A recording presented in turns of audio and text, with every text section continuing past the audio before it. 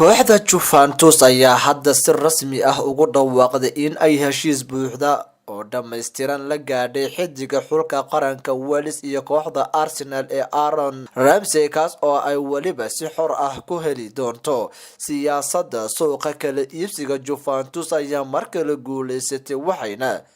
muujiyeen sida aynu u jirin koox ku garaaci karta ciyaartoy tayo sare leh oo xor ku bixi kara. Arsenal ayaa la kulantay dhabarjabkii ugu weynaa kadib markii ay ku fashilmeen in ay wax heshiis cusub ah ka saxiixdaan Aaron Ramsey oo muddo dheer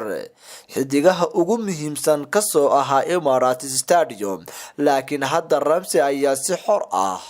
oo bilaash ah kaga dhaqaaqi doona Gunners. Juventus ayaa hadda ku dhawaaqday in Aaron Ramsey uu kooxdooda si xor ah ugu soo biiri doono dhammaadka xilli ciyaareedkan markaas oo uu soo dhammaysan doono qandaraaskiisa ay dhowrka bilood ka hadhsan yihiin ee Arsenal. Haddii ay Arsenal ku fashilantay in ay heshiis cusub ka saxiixato Aaron Ramsey isla markaana ay isku afgaran waayeen mushaarkii uu dalbaday kooxda, Juventus ayaa Ramsey ku soo qaadatay mushaar 400,000 oo geni ah toddobaadkiiba, waana lacag waali ku ah mushaarkii ay Gunners doonayeen in ay Ramsey uu kooxdooda ku sii joogo. Emery ayaa hore loogu eedeeyay in uu sababta ugu weyn ka ahaa go'aanka uu Ramsey ku gaadhay in aanu heshiis cusub u saxiixin Arsenal, laakiin hadda maamulka Gunners ayaa daawanaya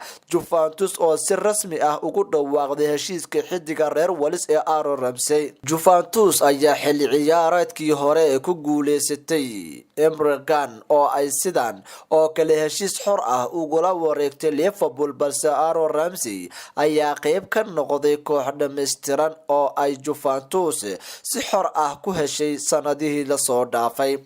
Arsenal ayaa hore ugu fashilantay in ay Alex Sanchez heshiis cusub ka saxiixato iyada oo Mkhitaryan ka dhigatay bedelkiisa markii uu Sanchez go'aan ku gaadhay in uu Man United ku biiro, laakiin Ozil oo ahaa xiddiga kaliya ee mushaar qaali ah lagu abaalmariyay ayuu Emery si aan la fahmi karin keedka ugu hayaa, taas oo keentay fashil gale oo Gunners haysta. Ugu dambeyn, Juventus ayaa kooxihii doonaya adeega Aaron Ramsey si buuxda ugu garaacday iyada oo maamulka already ay muujiyeen sida ay ugu bisil yihiin qaabka loogu guuleysto heshiisyada xorta ah ee ciyaartoyda ay kooxahooda isku xumaadaan.